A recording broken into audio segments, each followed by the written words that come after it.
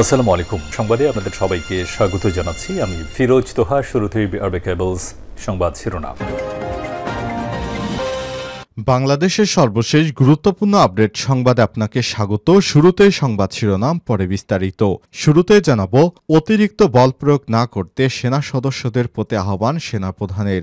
দেশের বর্তমান পরিস্থিতি মোকাবেলায় দায়িত্বপ্রাপ্ত সেনা সদস্যদের অতিরিক্ত বল প্রয়োগ থেকে বিরত থাকার এবং ধৈর্য নিয়ে দেশের জন্য সেবা প্রদান করার আহ্বান জানিয়েছেন সেনাপ্রধান জেনারেল ওয়াকারুজ্জামান। সোমবার ২৪ ফেব্রুয়ারি দুপুরে সাভার সেনানিবাসে ফায়ারিং রেঞ্জে সেনাবাহিনীর বার্ষিক ফায়ারিং প্রতিযোগিতা ২০২৫-এর পুরস্কার বিতরণ ও সমাপনী অনুষ্ঠানে প্রধান অতিথির বক্তব্যে সব কথা বলেছেন সেনাপ্রধান। এরপর জানাবো, দেশের স্থিতিশীলতা নষ্টে রাজনৈতিক উদ্দেশ্য থাকতে পারে বললেন আইজিপি। দেশের স্থিতিশীলতা নষ্টে রাজনৈতিক দলের উদ্দেশ্য থাকতে পারে বলে মন্তব্য করেছেন বাংলাদেশ পুলিশের মহাপরিদর্শক আইজিপি বাহারুল আলম। আর ২৪শে ফেব্রুয়ারি রাজশাহী প্রাইমারি ট্রেনিং সেন্টারে দেশের পরিবর্তিত পরিস্থিতি, মানবাধিকার ও পরিবেশের উপর গুরুত্ব সহ আইন প্রয়োগ বিষয়ক কর্মশালায় সব কথা জানান তিনি। এদিকে ঢাবির ছাত্রলীগ নেতা সুমনকে বেধড়ক পিটুনি। লক্ষ্মীপুরের কমলনগর ঢাকা বিশ্ববিদ্যালয়ের ঢাবির হাজী মোহাম্মদ মহসিন হল শাখার নিষিদ্ধ সংগঠন ছাত্রলীগের সহসভাপতি হেলাল উদ্দিন সুমনকে বেধড়ক পিটুনি দিয়ে পুলিশে সোপর্দ করেছে ছাত্র জনতা। অভিযোগ রয়েছে, ঢাবির ছাত্রলীগ নেতা সুমন শিবির করার অভিযোগে এক শিক্ষার্থীকে ৪ তলার উপর থেকে ফেলে দিয়েছিল। ওই শিক্ষার্থীর ২ পাই ভেঙে যায়। এবারে জানাবো, সালমান এফ রহমানের ৩৫৮ ব্যাংক হিসাব অবরুদ্ধ। সাবেক প্রধানমন্ত্রী শেখ হাসিনার বেসরকারি শিল্প বিনিয়োগ বিষয়ক উপদেষ্টা এবং বেক্সিমকো গ্রুপের চেয়ারম্যান সালমান এফ রহমান ও তার পরিবারের সদস্য তার সহযোগীদের নামে থাকা ৩৫৮টি ব্যাংক হিসাব অবরুদ্ধের নির্দেশ দিয়েছে আদালত। আজ মহানগর দায়রা জজ মোহাম্মদ জাকির হোসেন গালিবের আদালত এই নির্দেশ দিয়েছে। এদিকে সিরাজগঞ্জে ৩ মরদেহ উদ্ধার। সিরাজগঞ্জের বেলকুচি উপজেলায় পৃথক স্থান থেকে ৩টি মরদেহ উদ্ধার করেছে পুলিশ। রোববার রাতে উপজেলার শাহপুর, রাজাপুর ও রায়গঞ্জ থেকে মরদেহ ৩টি উদ্ধার করা হয়। আজ ২৪শে ফেব্রুয়ারি বিষয়টি নিশ্চিত করেছে পুলিশ। এবং সর্বশেষ জানাবো, জনগণের স্বার্থবিরোধী কর্মকাণ্ডে জড়িত হলেই কঠোর ব্যবস্থা নেওয়া হবে বলল যুবদল। সংগঠনের কোনো নেতাকর্মী সন্ত্রাসী কিংবা চাঁদাবাজি বা মানুষের স্বার্থ পরিপন্থী কর্মকাণ্ডের সঙ্গে জড়িত হলে তাদের বিরুদ্ধে কঠোর ব্যবস্থা গ্রহণ করবে জাতীয়তাবাদী যুবদল। সংগঠনের এই সিদ্ধান্ত ঘোষণা করেছেন যুবদলের সাধারণ সম্পাদক নুরুল ইসলাম নয়ন। সোমবার ২৪শে ফেব্রুয়ারি জাতীয় প্রেস ক্লাব মিলনায়তনে এক সংবাদ সম্মেলনে এই ঘোষণা দিয়েছেন বিএনপির যুবদলের এই নেতা। প্রিয় দর্শক, এতক্ষণ শুনছিলেন সংবাদ শিরোনাম, এবারে বিস্তারিত। তবে তার আগে বন্ধুরা, অনুরোধ থাকবে সংবাদটিতে একটি লাইক দিন। এই চ্যানেলে আপনি নতুন হয়ে থাকলে আমাদের সংবাদটি দেখতে দেখতে চ্যানেলটি সাবস্ক্রাইব করে রাখুন। কমেন্ট করে বন্ধুরা আপনার মূল্যবান মতামত জানিয়ে দিন আপনি বিশ্বের কোন দেশ থেকে বা বাংলাদেশের কোন স্থান থেকে আমাদের সংবাদটি দেখছেন এবং শুনছেন। এবারে বিস্তারিত। অতিরিক্ত বল প্রয়োগ না করতে সেনা সদস্যদের প্রতি আহ্বান সেনাপ্রধানের। দেশের বর্তমান পরিস্থিতি মোকাবেলায় দায়িত্বপ্রাপ্ত সেনা সদস্যদের বল প্রয়োগ থেকে বিরত থাকতে এবং ধৈর্য নিয়ে দেশের জন্য সেবা প্রদান করার আহ্বান জানিয়েছেন বাংলাদেশ সেনাবাহিনী প্রধান জেনারেল ওয়াকারুজ্জামান। সোমবার ২৪শে ফেব্রুয়ারি দুপুরে সাভার সেনানিবাস ফায়ারিং রেঞ্জ সেনাবাহিনীর বার্ষিক ফায়ারিং প্রতিযোগিতা ২০২৫ পুরস্কার বিতরণ ও সমাপনী অনুষ্ঠানে প্রধান অতিথি বক্তব্যে এই আহ্বান করেছেন সেনাবাহিনী প্রধান।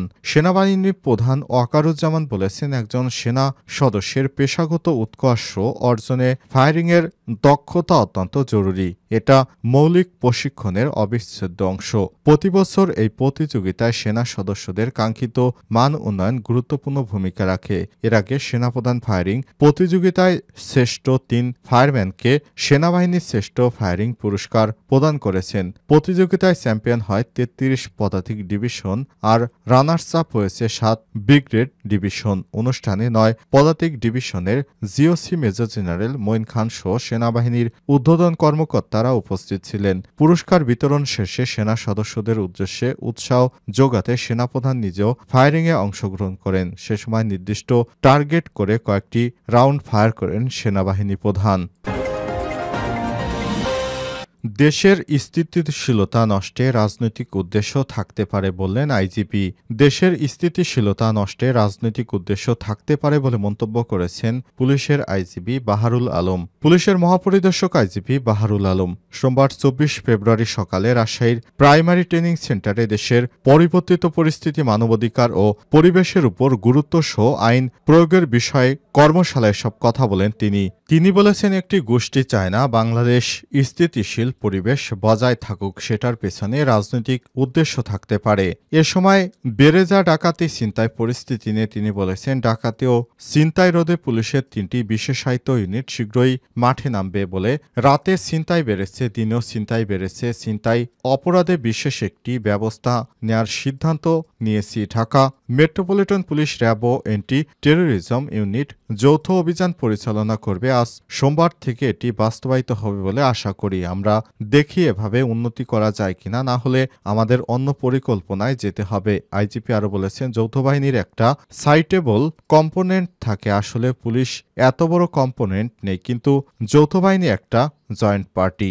এ সময় তিনি বলেছেন, অপারেশন ডেভিল হান্টে মূলত যারা সন্ত্রাসী করে, সমাজবিরোধী কাজ করে তাদের বিরুদ্ধে। এটি আমরা শুরু করেছি বেশ কয়েকদিন আগেই। ডেভিল হান্টে কারা ধরা পড়ছে আপনারা একটু দেখেন। বড় বড় সন্ত্রাসী, বড় বড় চোরাকারবারিরা সবাই ধরা পড়ছে অপারেশন ডেভিল হান্টে। এই অপারেশন ডেভিল হান্ট পরিচালনার মাধ্যমে আমরা আগামী দিনে দেশের আইন শৃঙ্খলা ধাপে ধাপে পর্যায়ক্রমে উন্নতি করছি এবং সামনে আবারও এই ধরনের বিশেষায়িত অপারেশনের মাধ্যমে পুলিশ বাহিনী তারা নতুন করে আবারও নতুন অপারেশন করছে। এগুলো খুব তাড়াতাড়ি আমরা নতুন করে পুলিশের বিশেষায়িত ইউনিটকে মাঠে নামাবো। তারপরে দেখা যাক কিভাবে পরিস্থিতি উন্নয়ন করা যায়।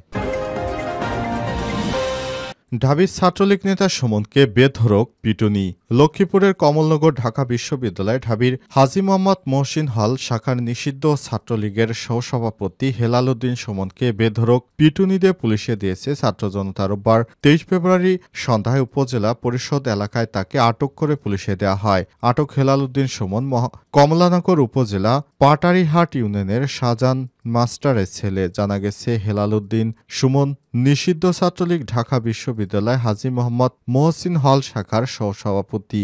ঘটনার দিন বিকেলে উপজেলা পরিষদ প্রাঙ্গণ এলাকায় ঘোরাফেরা করছিলেন। এ সময় ছাত্র জনতা তাকে আটক করে গণপিটুনি দেয়। পরে তাকে আটক করে থানা হেফাজতে নিয়ে যাওয়া হয়। গত বছরের ৪ আগস্ট লক্ষ্মীপুর ছাত্র জনতার উপর হামলার ঘটনার সঙ্গে জড়িত থাকার সত্যতা পাওয়া গেছে। স্থানীয়রা জানায়, হেলাল উদ্দিন সুমনের বিরুদ্ধে ঢাকা বিশ্ববিদ্যালয় হাজী মোহাম্মদ মহসিন হলের রাষ্ট্রবিজ্ঞান বিভাগের শিক্ষার্থী রাকিবুল ইসলামকে শিবির আখ্যায়িত করে নির্যাতন করার অভিযোগ রয়েছে। পরে ওই শিক্ষার্থীকে বেধড়ক মারধর করা হলে ৪ তলা থেকে তাকে ফেলে দেওয়া হয়। এই ঘটনায় তার 2 পা ভেঙে গেছে।